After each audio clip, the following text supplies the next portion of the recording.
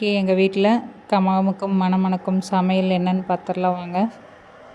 Noodles ஒரு packet இருந்தது. சரி இன்றைக்கி நூடுல்ஸ் செஞ்சிடலாம் அப்படின்னு பிளான் பண்ணியாச்சு. அப்போ பன்னீர் கொஞ்சம் பாக்கி இருந்தது. சரி பன்னீர் நூடுல்ஸ் ஆக்கிடலாம் அப்படின்ட்டு அந்த நூடுல்ஸ் எடுத்து சுடுதண்ணியில் போட்டு அப்படியே ஒரு 5 நிமிஷம் அப்படியே வச்சிட்டிங்கன்னா சாஃப்டாயிரு.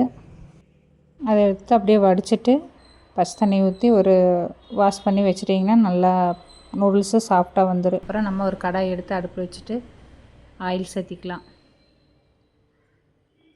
ஆயில் சூடானோடனே பொடியை கட் பண்ண பூண்டு இதை நல்லா வதக்கி விட்ருங்க. அப்புறமா பொடியை கட் பண்ண ஒரு பெரிய வெங்காயம் அதை அப்படியே போட்டு வதக்கி விட்டுறலாம்.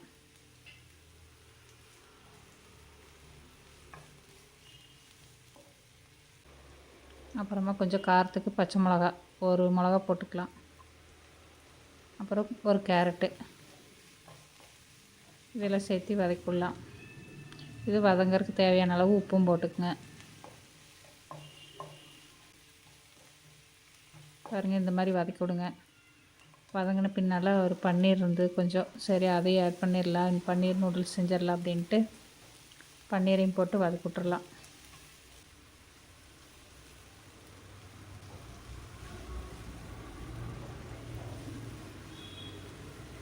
பாருங்கள் பன்னீர் ஓரளவுக்கு வதங்கிடுச்சு. இப்போ வந்து நம்ம நூடுல்ஸை இது கூட ஆட் பண்ணிக்கலாம்.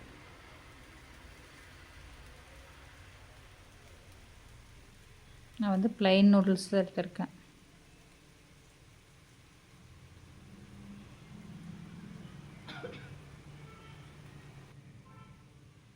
இதுக்கு கொஞ்சம் சோயா சாஸும் கொஞ்சம் டொமேட்டோ சாஸும் சேர்த்திக்கலாம். உங்களுக்கு காரம் வேணும்னா க்ரீன் சில்லி சாஸும் ரெட் சில்லி சாஸும் கூட கொஞ்சம் சேர்த்திக்கலாம்.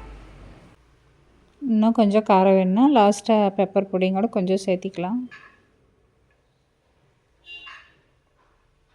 2 கரண்டி வச்சு இந்த மாதிரி எடுத்து விடுங்க. இல்லைன்னா நம்ம வதக்கணும்னா பொடி பொடியாயிரு. பாருங்கள் இவ்வளவு ஈஸியாக செஞ்சிடலாம். அவ்வளோதான், நம்மளுக்கு பன்னீர் நூடுல்ஸு ரெடி ஆயிடுச்சு.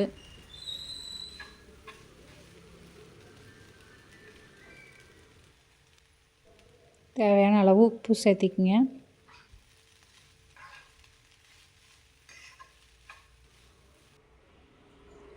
லாஸ்ட்டாக மல்லித்தலை தூவிட்டு அப்படியே இறக்கிடலாம். இதை நீங்கள் டிஃபன் பாக்ஸுக்கும் கூட கொடுத்துட்ருக்கலாம். மணமணக்கும் கமகமக்கும் சமையல் ரெடி ஆயிடுச்சு. வாங்க சாப்பிட்லாம். இந்த வீடியோ பிடிச்சதுன்னா வீடியோக்கு ஒரு லைக் கொடுங்க. தேங்க்யூ ஃபார் வாட்சிங்.